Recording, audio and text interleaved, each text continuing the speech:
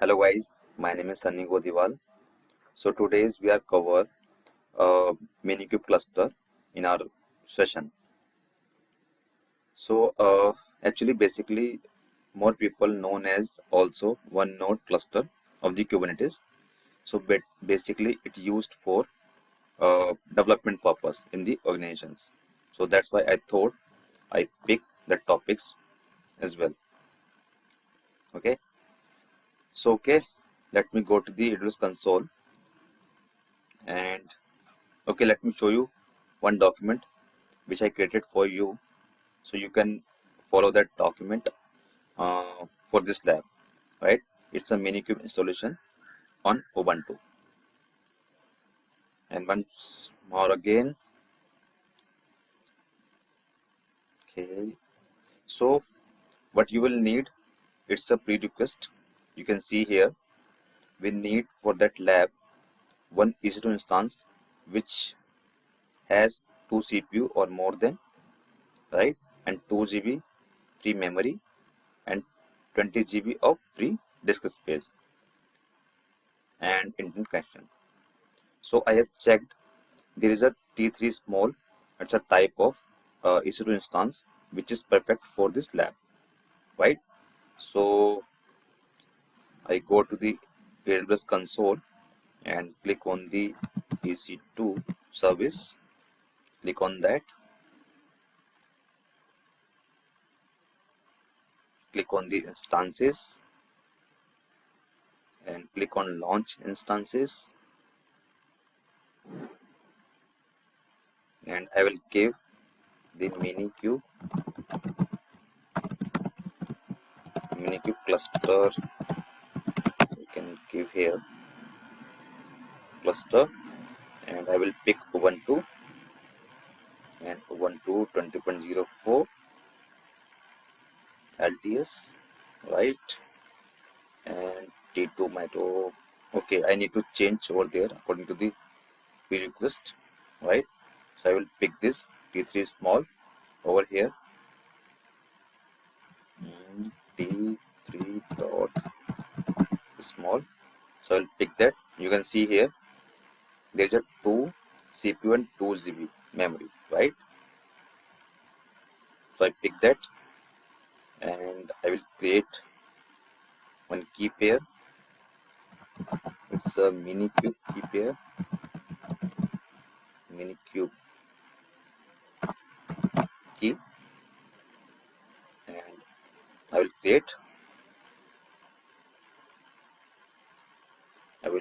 download in the desktop.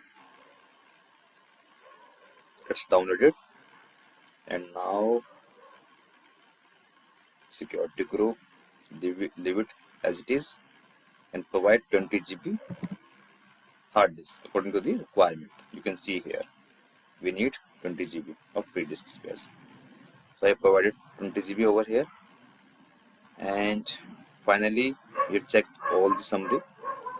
I'm going to launch one instance and Ubuntu 20.04 LTS, T3 small, new security group, and 20 GB of the server. I mean storage. Sorry, my bad. Okay, so click on the launch instance. Okay, it's created. Click on that. Okay, its Minikube cluster is running. So I'll pick the public IP from here and go to the MoveX term. I'll try to connect this server, right? So session SSH, paste it public IP, and it's a default user is Ubuntu.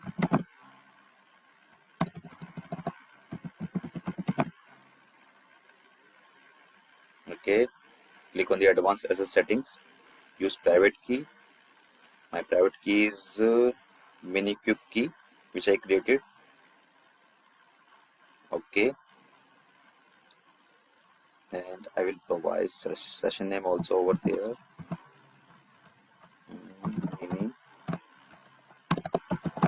Minikube. it's up to you, whatever you provide. Okay, so click on that. Okay,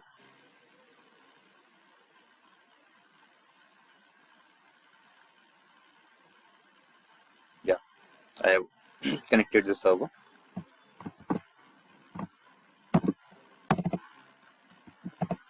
Now I will follow the document which I created.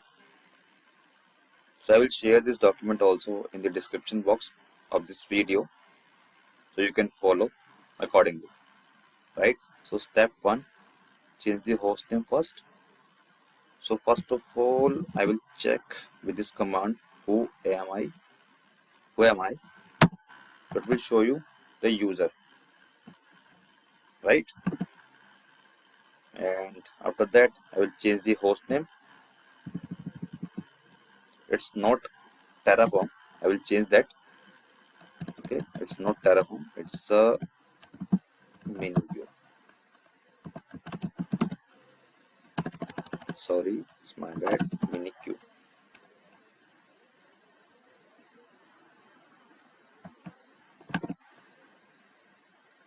Right? It's a Minikube, and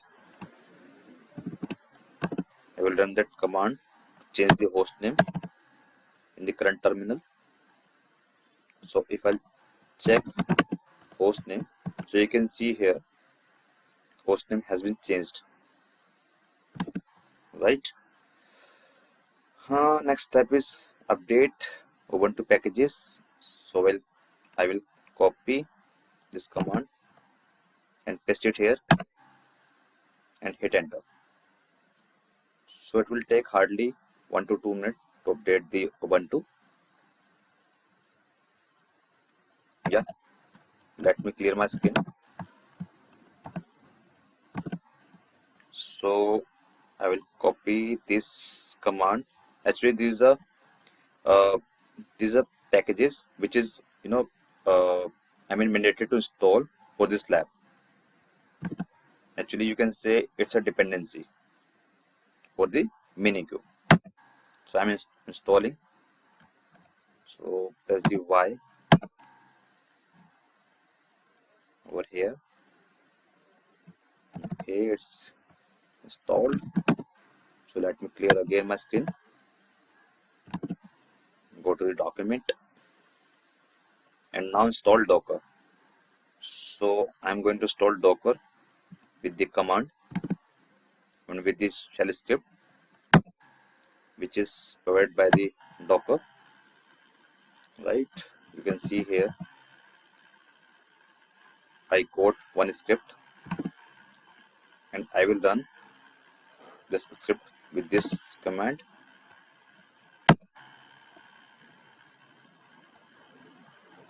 It will automatically install the Docker in your Minikube server. On this Linux machine, you can see that.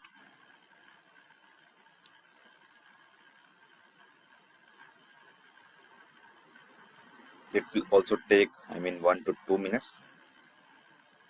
So wait for a while. Okay, it is also installed. So let me clear again my screen.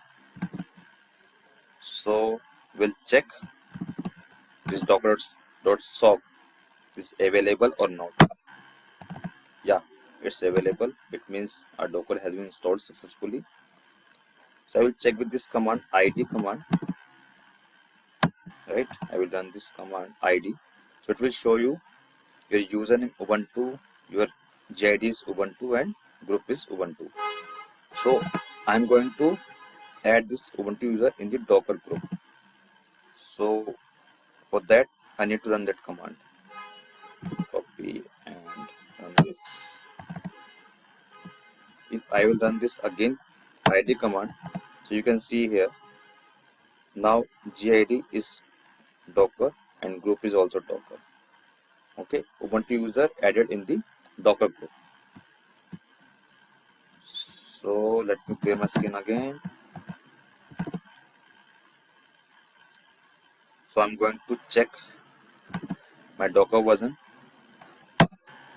Yeah, it's installed successfully. You can see here 20.10.21. It's installed over there. Okay, so now install kubectl. So copy this command from here. Sorry, I need to copy again.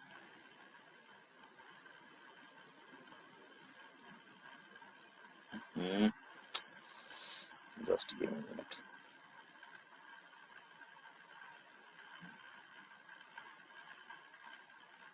Okay, copy, and I will remove. Sorry, it's my bad. Just give me a minute. And copy like that.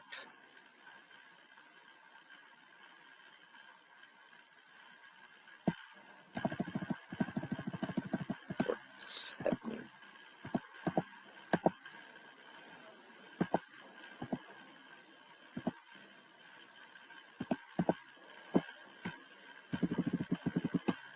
Okay, I copy and paste it here and done this. Okay, go to the back again, and again I will change the permission of the kubectl binary. I will run this command for that, and now you can see your permission has been changed. Okay, permission has been changed with this particular binary. It's a kubectl. So let me clear my screen again. Now we will check the kubectl version with this command. Okay, so kubectl version 1.25.4. So next step is install Minikube, right? So copy for that. Minikube package will be downloaded. You can see here Minikube Linux AMD64, and I will install that with this command. It's installed, and again we will check the Minikube version.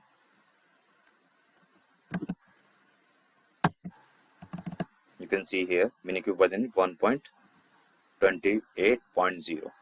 Okay, let me clear my screen again. So kubectl cluster info. Actually, we need to start the Minikube, but first of all, we'll check it is running or not. A cluster. Actually, it's giving us error. Okay, to connection to the server localhost 8080 was refused. Please specify the right host or port. Okay, it means our Minikube cluster is not running right now, so we need to start that. So for that, we need to run Minikube start command. So it will create a control node, right? Actually, it's downloading all the binaries and creating our Minikube one node cluster. So it will take 2 to 3 minutes hardly. So we'll wait for a while.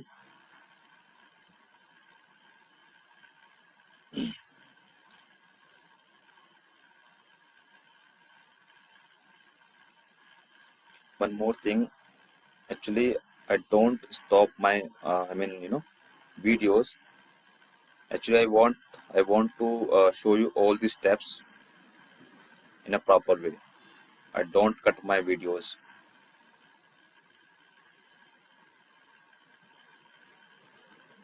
So maybe it will create long video, but I don't want to cut, only for you. I want to show you all the steps in a proper way. Okay, it is done. Let me clear again my screen. Okay.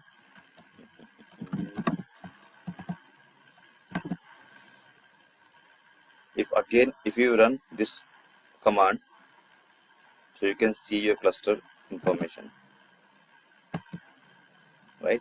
You can see Kubernetes control plane is running on this server with the 8443 port, right? So now check Minikube status. Minikube status we can check with this command. So you can see Minikube type control plane, host is running, kubelet is running, API server is running. Okay, so you can see your Minikube status with this command, Minikube status. And you can also check the kubectl get nodes command. So you can see here Minikube status is ready and roles is control plane, and 73 seconds ago it's created. Its version is 1.25.3.